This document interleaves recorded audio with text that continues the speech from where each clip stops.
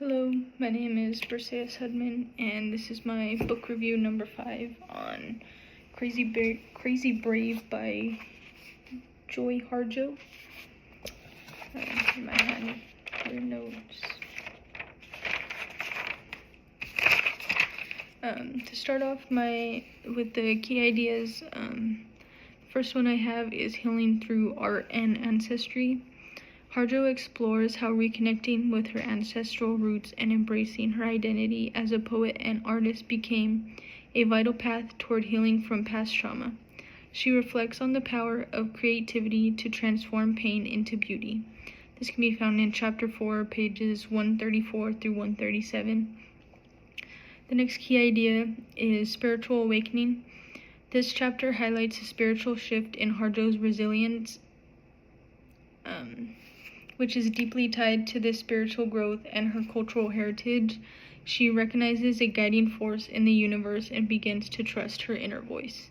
This can be found in Chapter 4, pages 138 through 147. My next key idea is empowerment through voice and storytelling. Harjo asserts the importance of reclaiming her voice through poetry and performance. Storytelling becomes not just a means of expression, but a form of survival and empowerment, especially as an Indigenous woman. This can be found in Chapter 4, pages 143 through 146. The first quote I chose is, "I begin to see poetry as a way to speak the unspeakable, to shape the formless into form." This can be found in Chapter 4, page 135. I chose this quote because it captures a major theme of her memoir, Harjo's use of poetry as a healing tool.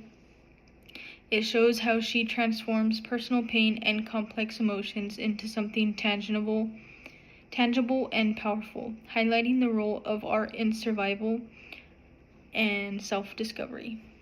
The second quote I chose was, "There is no escape. You have to go through it in order to find your way out." This can be found in Chapter 4, page 140. I chose this quote because it emphasizes the necessity of facing trauma and hardship head-on.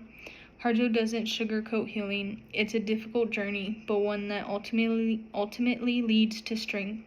It's a powerful reminder of the resilience embedded in human spirit.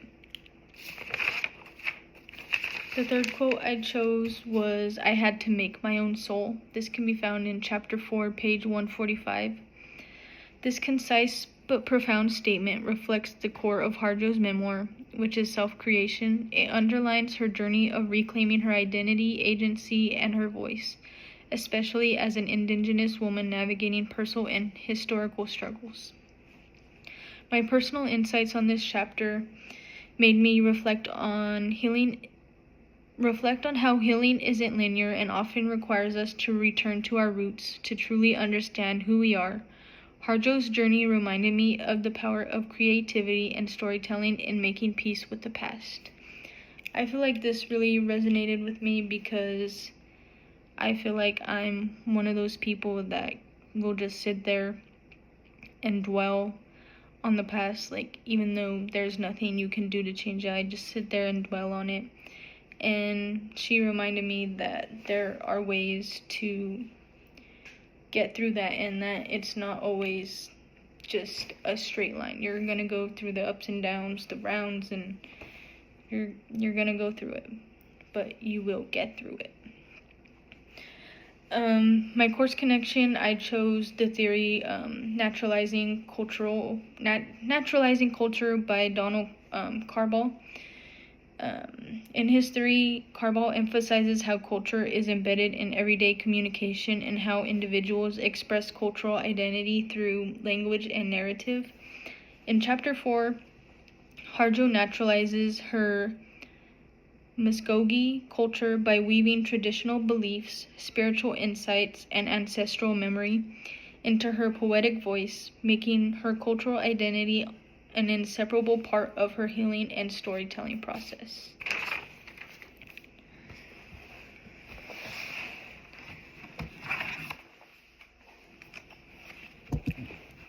I have my first annotation here.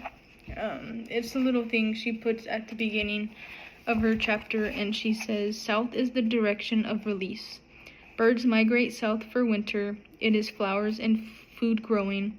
It is fire and creativity. It is the tales of two snakes making a spiral, looping over and over, an internal transformation.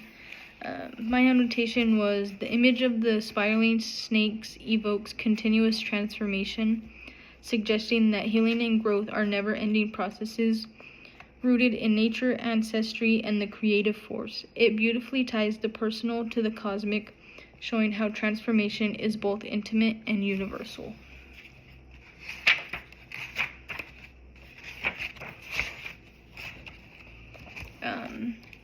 My second annotation here, she says, we can't work politically for a better world for the people if we can't hold it together in our own house.